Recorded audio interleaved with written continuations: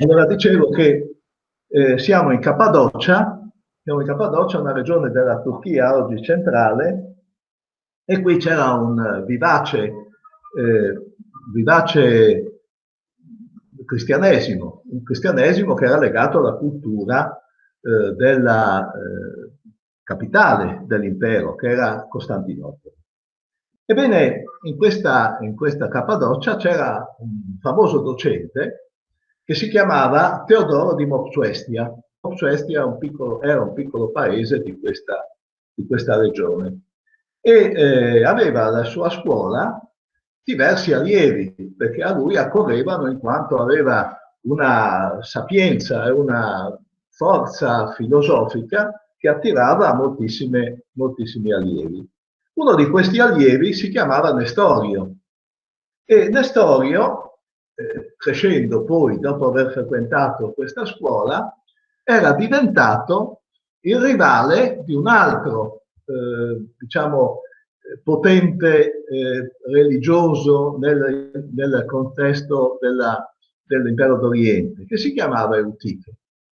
Quindi abbiamo due personaggi che alle spalle degli imperatori sono quelli che fanno la politica a Costantinopoli e si scontrano, quindi si scontrano Nestorio e Eutiche, e a un certo punto c'è la condanna di Nestorio, perché Nestorio aveva delle teorie, secondo allora alcuni, aveva delle teorie che erano contrarie a quella che era l'ortodossia ritenuta a Costantinopoli, dove regnava sostanzialmente, perché si discuteva sulla natura di Cristo, dove regnava il cosiddetto monofisismo, cioè una sola natura di Cristo, quella umana. Quindi lotte come partiti politici fra le varie fazioni religiose a Costantinopoli, e capita che appunto non solo Nestorio venga condannato, ma venga condannato anche questo suo maestro che si chiamava Teodoro di Mopsuestia. Ma perché si chiamano tre capitoli? Si chiamano tre capitoli perché lo scisma si fonda su tre, noi li chiameremmo a capo. Kefalaia in greco significa l'andare a capo quando si fa una lettera, quando si scrive qualcosa. Quindi tra un a capo e l'altro, quindi sono tre passaggi di tre scritti fatti da tre autori che erano in sintonia con Teodoro di Mopsuestia, quindi lo stesso Teodoro di Mopsuestia, Teodoreto di Cino e Iba di Edessa. Che cosa scrivevano questi in questi tre brevi passaggi? Scrivevano che Cristo aveva due nature, l'umana e la divina insieme, cosa che oggi è considerata ortodossa, che è considerata dalla Chiesa una cosa normale. Ma allora chiaramente si scontravano con i monofisiti, e i monofisiti, che volevano una sola natura, avevano la forza di essere potenti a Costantinopoli. Quindi ci sono grosse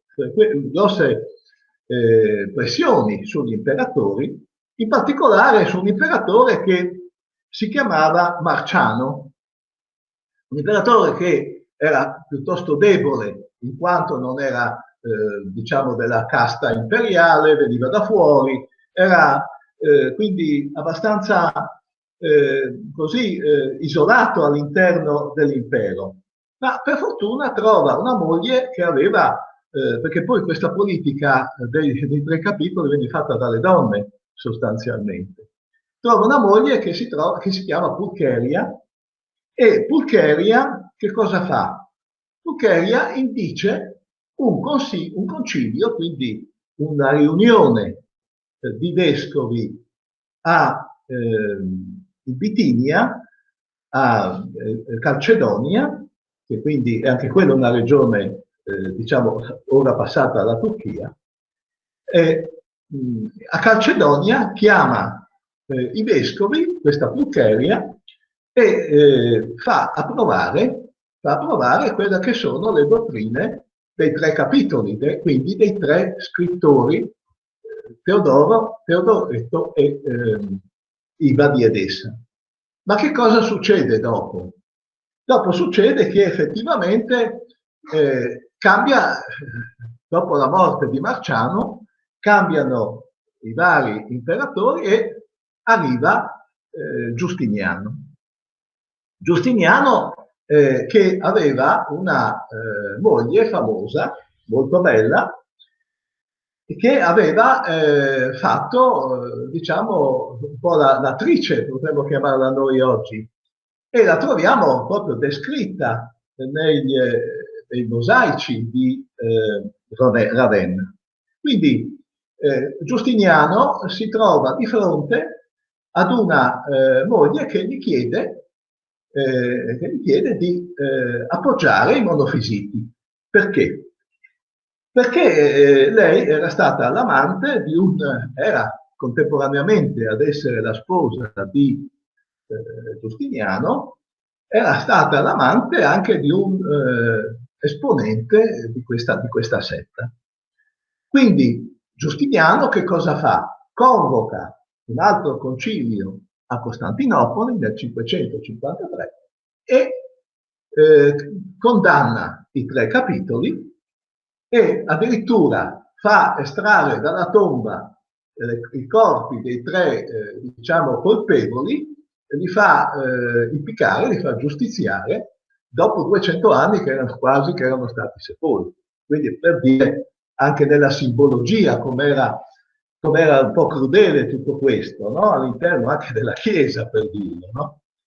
E a quel punto che cosa succede? Succede che non tutti i vescovi accettano questo. Il Papa lo accetta perché? Perché Papa Vigilio era praticamente un ostaggio di Giustiniano. Giustiniano lo manda a prendere con una nave a Roma, lo porta a Costantinopoli e lo costringe a firmare gli atti del concilio. E allora alcuni vescovi praticamente erano quelli dell'attuale Francia, dell'Africa del Nord, di Aquileia e di Milano, non accettano il concilio di Costantinopoli e si dicono scismatici, quindi si staccano dalla Chiesa di Roma e anche da quello che era il potere dell'imperatore di Costantinopoli. Questo è un passo che fa la Chiesa di Aquileia proprio nella sostanza dei contenuti, ma non era solo una sostanza di contenuti, ma anche era una prova politica. Solo che un po' alla volta Milano rientra nella ortodossia. Perché? Perché ci sono delle forti pressioni da parte del Papa sui vescovi milanesi perché ritornino appunto ad obbedire al Papa e all'imperatore di Costantinopoli. In Africa del Nord lo stesso, anche poi nella Francia meridionale è lo stesso, e quindi Aquileia rimane da sola. Rimane da sola con un vescovo che si chiama Macedonio, quindi anche lui è greco, e rimane da sola proprio per avere questa fedeltà al dettame del Concilio di Calcedonia. Concilio di Calcedonia che rappresenta quindi il punto di rottura tra le altre chiese ed Aquileia. Perché Aquileia fa questa scelta di rottura? La fa perché diventa una scelta chiaramente di autonomia. Secondo quanto si legge negli atti di allora, Aquileia aveva maturato all'interno del suo cammino di chiesa, aveva maturato questa voglia di essere alla pari delle altre chiese, quindi non soggiacere a Roma o a Costantinopoli o a qualsiasi altra chiesa importante di allora, ma di andare per conto suo. Non c'era soltanto il fatto di una difesa di 2 cose che erano, diciamo, forse marginali di fronte alla dottrina complessiva della religione, ma era veramente il fatto che bisognava trovare chiamiamola una scusa, un motivo di confronto per poter uscire dalla soggezione dalle altre chiese. Per cui eravamo arrivati a un momento che tra l'altro ci si era anche allontanati dalla tradizione alessandrina, ci si era allontanati dall'influenza di Antiochia, contro Costantinopoli si era sempre, Roma ancora non dominava l'Occidente, era soltanto una parte dell'Occidente. Quindi Aquileia diventa una chiesa, come si diceva allora, autocefala, cioè che comandava a se stessa.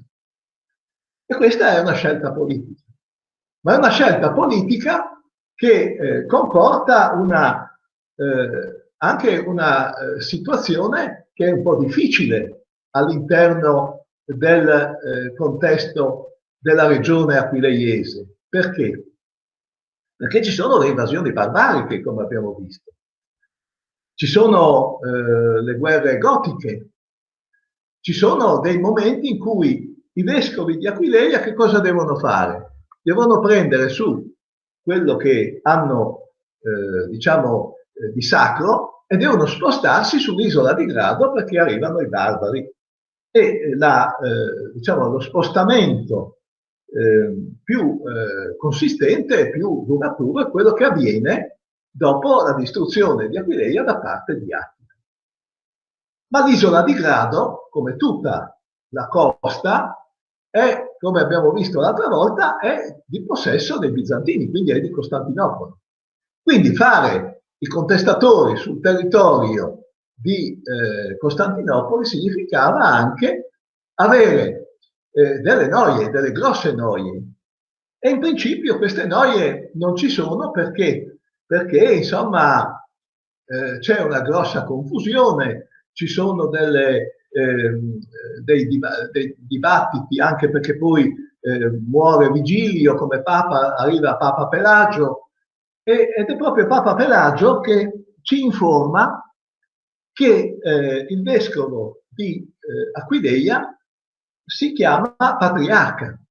Difatti indirizza una lettera molto dura al vescovo di Aquileia e gli dice appunto, ma chi credi di essere, dicendola così semplicemente, chi credi di essere, tu non puoi essere un patriarca, tu sei un semplice vescovo, non sei un patriarca, i patriarchi sono altri. E questa diciamo, lettera è soprattutto perché viene ispirata da un papa che poi sarà anche lui diciamo, messo in difficoltà dall'imperatore di Costantinopoli, da Giustiniano. Quindi ci sono queste incertezze nei primi tempi, siamo quindi nei primi tempi, c'è un primo vescovo quindi, che va a Grado ed è diciamo, favorevole al Concilio di Calcedonia, che è appunto macedonio, e poi c'è il primo Paolino che lui addirittura è quello che appunto si dà il titolo di patriarca. Ma perché c'è questo atteggiamento di rottura anche dal punto di vista della devozione? Per esempio, poi vedremo come dai santi orientali si passerà ai santi invece occidentali, perché fino ad allora gran parte del culto della laguna era, diciamo, nell'entroterra poi del Friuli, e quindi del Veneto di oggi, era legato, il culto era legato a dei santi orientali. Perché? Perché i concili avvenivano là. E per dirla, che quando si fa un secondo concilio a Calcedonia, qualche anno dopo il 553, nel tentativo di conciliare anche Aquileia, che cosa succede? Succede che il Papa Pelagio è costretto a rifugiarsi nella chiesa di Santa Eufemia, perché ha cambiato idea nel frattempo, nella chiesa di Santa Eufemia, che era la santa di Calcedonia. E lì nasce anche la leggenda della Madonna della cintura, perché nella chiesa di Santa Eufemia era venuto il miracolo della cintura messa in un altare, in un qualcosa che si diceva fosse della Madonna, quindi ecco il culto anche qui in Friuli e anche in Veneto, ecco il culto della Madonna della cintura, perché era venuto questo miracolo che questa cintura fiorisse nella basilica appunto di Santa Eufemia a Calcedonia. Quindi c'era questa devozione per i santi orientali. Per esempio Venezia, Rialto allora, Rivo Alto, aveva come santo tutelare non San Marco, ma San Todero, San Teodoro. Bari, per dire anche per andare nel sud Italia, aveva San Nicola, che non era diciamo italiano, ma era anche lui orientale. Poi San Biagio, sai? Diciamo che le chiese italiane guardavano tutte verso Oriente. Ebbene, la chiesa di Aquileia incomincia a guardare verso invece Occidente. Incomincia a guardare verso Occidente perché? Perché deve provare al Papa, Gregorio Magno poi arriverà dopo Pelagio, arriverà Gregorio Magno, dovrà provare al Papa di essere di origine apostolica, ma non di dipendere dall'Oriente, ma di avere qualcosa di proprio, di originale proprio. Ed è qui che nasce la leggenda di Marco, la leggenda della fondazione della chiesa di Aquileia da parte di San Marco. E che cosa fanno allora gli aquileiesi? Incominciano a scrivere, e poi verrà riportata da vari autori, incominciano a scrivere la storia di San Marco che arriva ad Aquileia prima di recarsi ad Alessandria a convertire gli alessandrini, arriva ad Aquileia e converte gli aquileiesi. Quindi c'è questa leggenda che nasce e cresce di anno in anno e soprattutto porta in evidenza non solo la figura di Marco, ma anche la figura di Ermacora e Fortunato, che saranno poi chiamati i santi eponimi, cioè quelli che danno origine alla chiesa aquileiese, che sono di Aquileia, secondo appunto la leggenda, e di quali abbiamo accennato. Che cosa fa Marco secondo la leggenda? Bene, Marco, noi lo troviamo già nel suo Vangelo, tra l'altro. Lui è un evangelista, quindi è uno che scrive il Vangelo, e lo troviamo già in questo Vangelo, è quel giovanetto che la notte del venerdì santo, del giovedì santo, si trova nel giardino degli ulivi e scappa, no? Spaventato di fronte all'arresto di Gesù Cristo. E già lì si raffigura così. Poi, quando diciamo, gli apostoli stanno per partire, si imbarca con Paolo, e con Paolo, che era il suo cugino, Paolo e Barnaba, viaggiano nel Mediterraneo orientale. Rientra a Gerusalemme e Pietro, che deve recarsi a Roma secondo la chiamata, no? Che viene fatta appunto destinata a lui, perché è il primo degli apostoli, il principe degli apostoli, quindi deve andare nella capitale imperiale, e Pietro si fa accompagnare a Roma. Perché? Perché non sapeva il greco, sapeva solo l'aramaico, era un pescatore. No? Quindi ha bisogno di essere accompagnato da qualcuno che sa il greco, e quindi lo accompagna Marco. Prima di questa leggenda, ad Aquileia non si parla di Marco. Venanzio Fortunato, per esempio, che era uno scrittore che ha descritto tutta la serie dei santi aquileiesi, che poi andrà in Francia dalla regina di Francia, eccetera, non ne parla di San Marco come fondatore. Lo stesso Cromazio, che fa delle prediche sui Vangeli di San Marco, non è che dica San Marco è stato il fondatore della nostra Chiesa, dice soltanto che era l'interprete di Pietro. E così altri autori. Quindi possiamo dire che la leggenda di San Marco, proprio prima dello scisma dei 3 capitoli, non esisteva, non c'erano prove dell'esistenza di questa leggenda. Quindi si parte da San Marco per arrivare ad Ermacora. Ermacora viene, secondo sempre la stessa leggenda, talora, secondo alcuni, direttamente consacrato o mandato da Marco, secondo altri da San Pietro. E comunque poi i veneziani che cosa faranno? Aggiungeranno un pezzo anche loro a questa leggenda. Nel viaggio che Marco farebbe da Aquileia ad Alessandria si sarebbe fermato a dormire a Rialto, a Rivo Alto, allora si chiamava, e lì avrebbe sognato che un angelo gli fosse apparso e che gli dicesse quella scritta che troviamo poi in tutta la Repubblica di Venezia, no? Pax tibi Marce Evangelista Meus, che gli avesse detto appunto qui troverai la pace, Marco, e riposerai qui che sarà una grande città. E questa alimenta appunto la leggenda poi di Marco a Venezia. Ma questo sarà un discorso che faremo le prossime volte. Quindi, dalla leggenda di Marco si evince per gli aquileiesi che anche la chiesa aquileiese è diventata una chiesa di origine apostolica, se vogliamo dire così. Quindi ha tutta una sua autonomia, quindi si può chiamare patriarcale.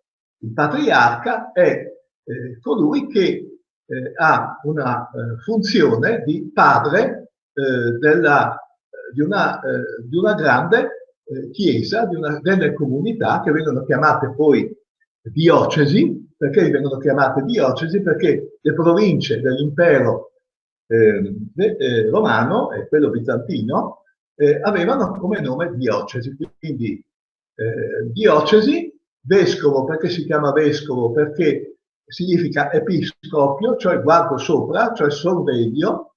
Quindi è tutto fatto, prefetto sarebbe oggi, è tutto fatto per diciamo imitare nella Chiesa stessa quello che era l'organizzazione dell'impero bizantino e dell'impero romano.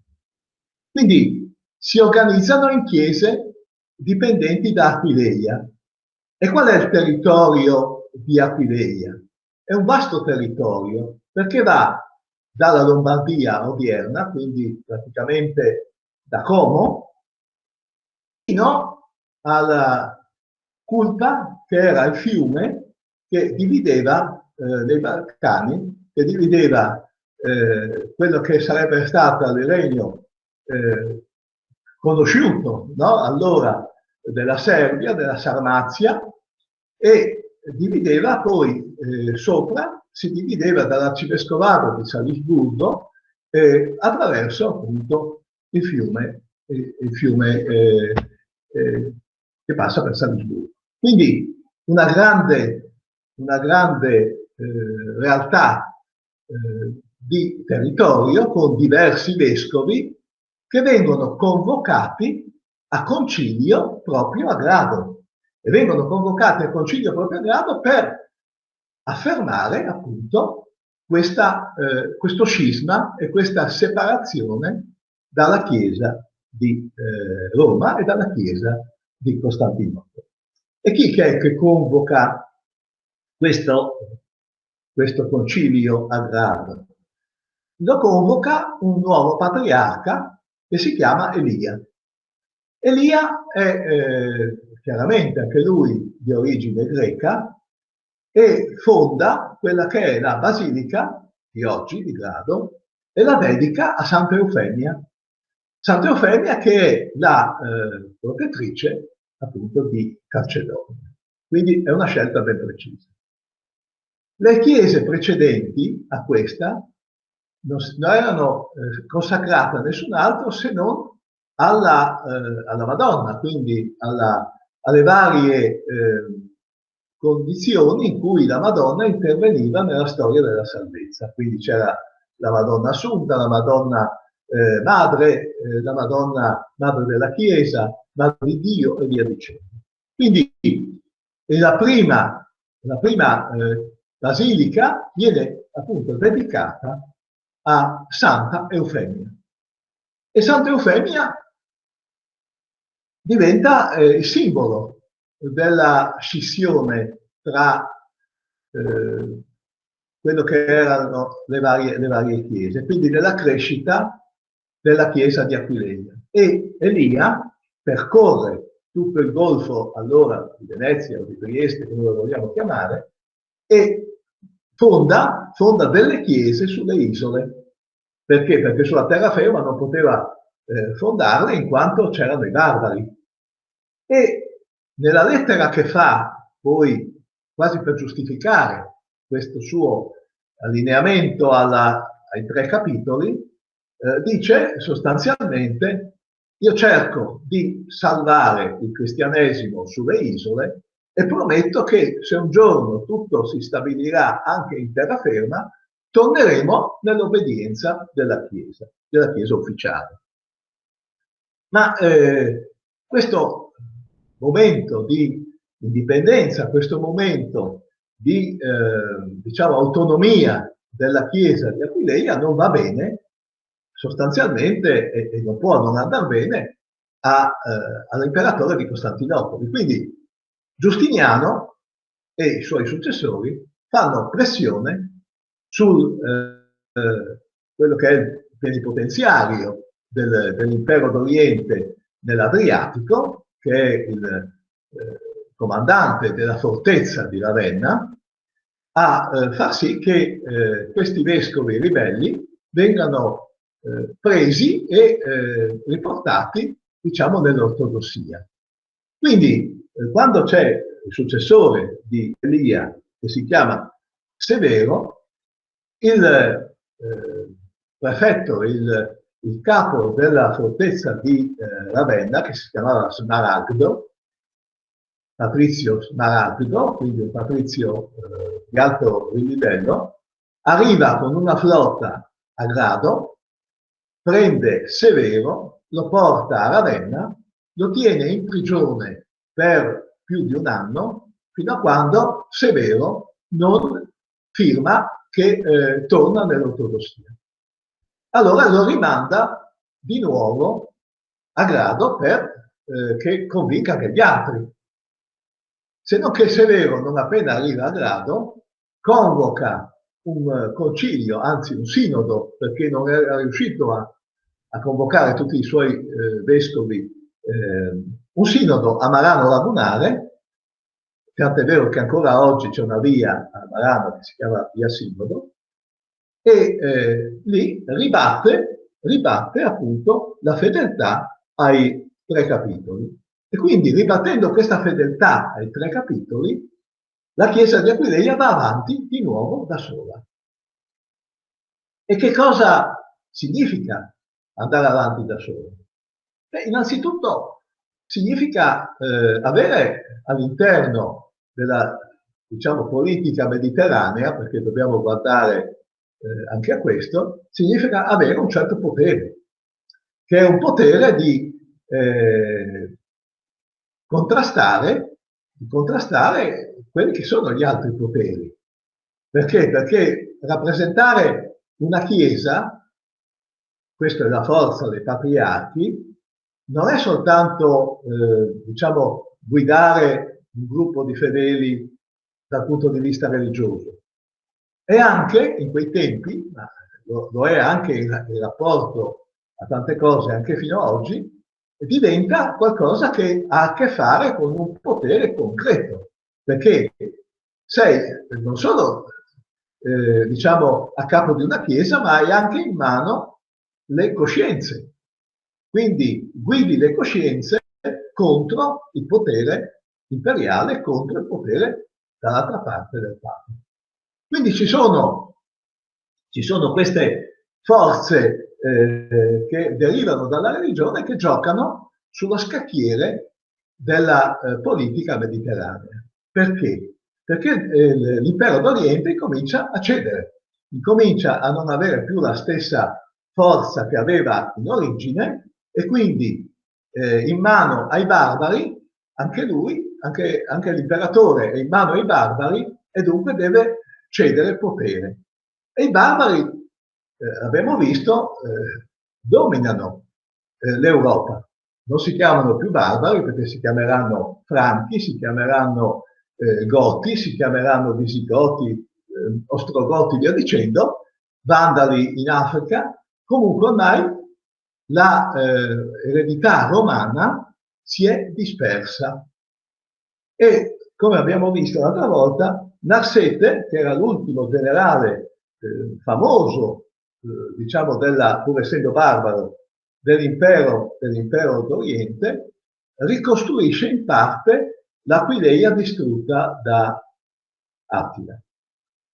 E allora avvengono degli episodi che si confondono con anche quella che sarà poi la storia dei Longobardi, e questo ce lo racconta appunto Paolo Diacono, non solo Paolo Diacono, ma anche poi per quanto riguarda l'aspetto di Venezia, Andrea Dandolo nella cronaca fondativa di Venezia. Che cosa succede? Succede che nell'isola di Grado, appunto, ci sono queste pressioni dell'Oriente, e ad un certo punto ci sono anche delle fazioni, anche a Grado, quindi ci si affronta anche lì, perché ci sono quelli che vogliono tornare appunto all'obbedienza dell'impero, perché l'impero è lì, sono sul territorio imperiale. Mentre ci sono altri che determinano invece ancora la loro indipendenza, la loro volontà di stare lontano da tutte le altre chiese e da tutti gli altri poteri, quindi di esercitare un potere religioso in proprio. E l'occasione buona, diciamo così, arriva quando arrivano i Longobardi, cioè dopo le guerre gotiche, dopo un vuoto di potere sulla terraferma, arrivano i Longobardi. E i Longobardi, di cui parleremo le prossime volte, sono non ortodossi, sono cristiani, sì, ma sono cristiani ariani. E sono, proprio perché sono ariani, quindi sono anche loro eretici, hanno appreso che cosa dalla loro esperienza? Hanno appreso ad essere tolleranti nei confronti delle diversità religiose, perché nella loro federazione, perché loro sono un piccolo popolo che però porta con sé altri popoli che la pensano diversamente, che credono ad altre cose, che vivono in modo diverso, e che cosa fa sì che loro pochi comandino su tanti? È dato proprio dal fatto che sono tolleranti delle usanze di tutti. Ed essendo tolleranti delle usanze di tutti e dei culti di tutti, pur essendo loro cristiani ariani, invogliano anche coloro che sono a grado e che desiderano continuare ad avere la loro indipendenza come religione, come fedeltà ai tre capitoli, quindi invogliano a tornare sulla terraferma. E come tornano? Tornano perché ad un certo punto c'è una scissione. C'è una scissione e un vescovo torna ad abitare ad Aquileia, si chiamava Giovanni, e si mette sotto la protezione del primo duca longobardo. E quindi riesce a portare di nuovo la sede in Aquileia. Grado, che si chiamava Nuova Aquileia, invece ha un vescovo che è invece fedele al potere di Costantinopoli, quindi viene a tornare, diciamo, nell'obbedienza della Chiesa di Costantinopoli e di quella di Roma. Quindi c'è questa scissione, ci sono due patriarcati. Aquileia Vecchia, chiamata così, e Aquileia Nuova. Ad un certo punto, però, nell'Aquileia Nuova arriva un patriarca che non accetta anche lui di rimanere sotto il dominio di Costantinopoli e emigra di nuovo, anche lui, sulla terraferma con le reliquie dei santi che fondavano la chiesa di Aquileia. Quindi le reliquie, che erano segno della sede del potere della chiesa e del fondamento della chiesa, ripassano sulla terraferma. E siccome Aquileia era insicura, perché erano tempi di guerre, di invasioni, di lotte anche tra bizantini e longobardi, che cosa succede? Succede che la sede, quando arrivano gli Avari, quindi arriva anche quella invasione, la sede del patriarcato di terraferma, dell'Aquileia Vecchia, viene portata a Cronos. E di lì incomincia un'altra storia. Ma noi ci soffermiamo invece sull'Aquileia Nuova, sull'Aquileia di Grado. L'Aquileia di Grado, quindi, si allinea di nuovo a quella che è il potere di Costantinopoli. Ma a quel punto ci sono nella laguna delle forze che non accettano di stare sotto Grado, perché hanno aumentato la loro ricchezza, hanno aumentato la loro potenza, soprattutto perché sono stati attaccati dai Saraceni, che avevano risalito tutta il Mar Adriatico e avevano vinto. E soprattutto avevano incominciato a commerciare. E queste forze, questi gruppi umani, erano quelli di Malamocco, di Chioggia, di Rialto, quindi le isole che poi incominciavano a formare Venezia. E quindi che cosa hanno fatto quelli di Venezia? Hanno cominciato a proteggere con il loro capitale, con il loro esercito, con le loro navi, ha cominciato a proteggere Grado. Per cui Grado si è sottratta e tutte le isole della laguna si sono sottratte al dominio di Costantinopoli e sono passati sotto Venezia. Quindi le serie delle varie isole veneziane sono diventate tanti piccoli episcopati.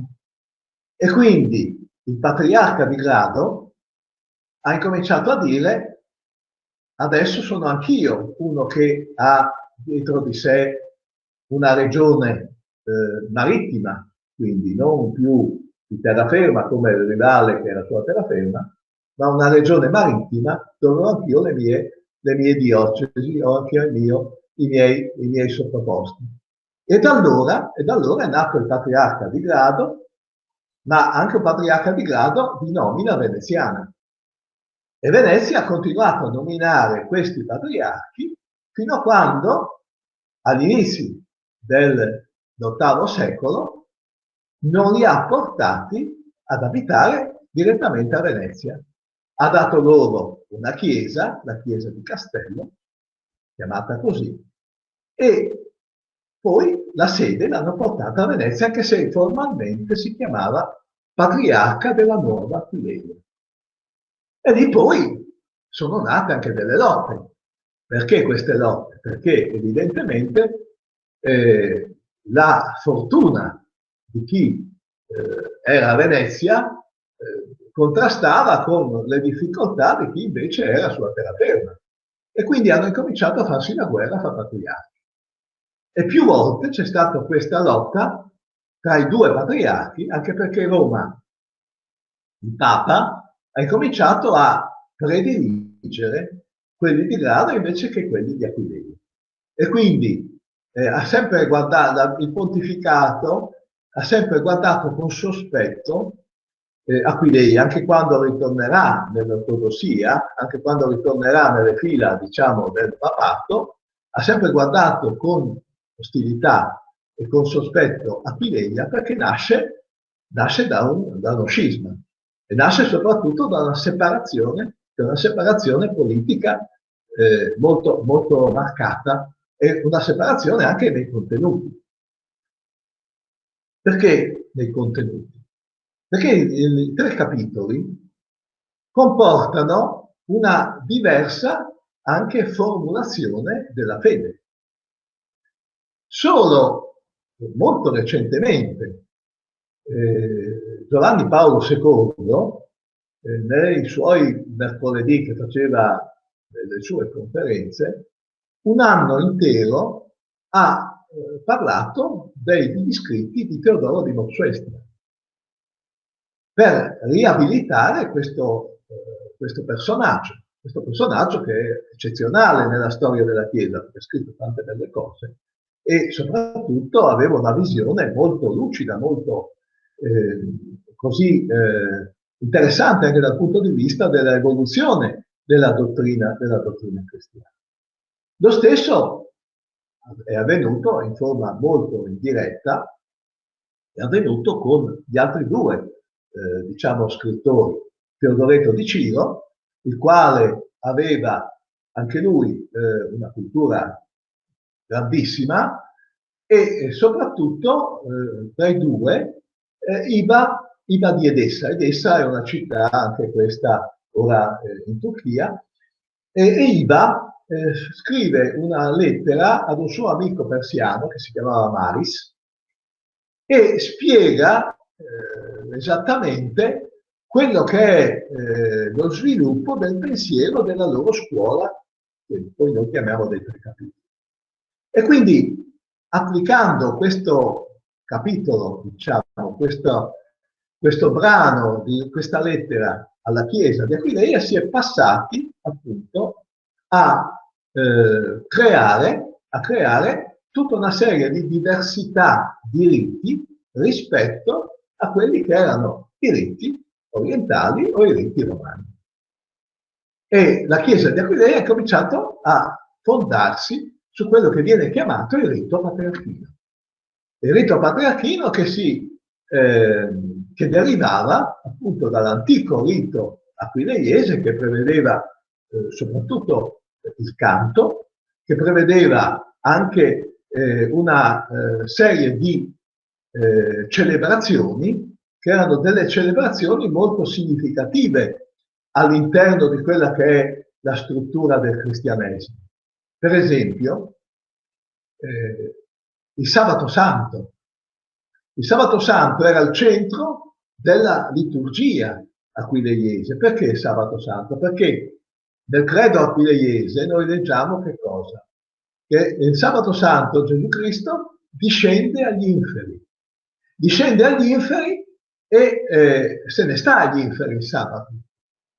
E quindi c'è questa visione anche di purificazione dell'aldilà e di uscita dall'aldilà. E il rito era quello poi del battesimo che avveniva solennemente nella notte del Sabato Santo. C'era anche un culto del Sabato Santo, la Sante Sabide la chiamavano, cioè il culto del sabato inteso come giorno o notte meglio, della risurrezione. E il culto doveva essere così bello, così spettacolare, potremmo dire così, senza aver timore di andare fuori dall'aspetto religioso, doveva essere così spettacolare che tutti gli imperatori del Medioevo non si lasciavano mancare di partecipare almeno una volta ad Aquileia a questa solenne cerimonia, che si svolgeva per ore. Si svolgeva per ore perché c'era tutto un insieme di gesti, di simboli, di solennità, di canti che coinvolgevano tutti coloro che facevano parte appunto dell'assemblea del Sabato Santo.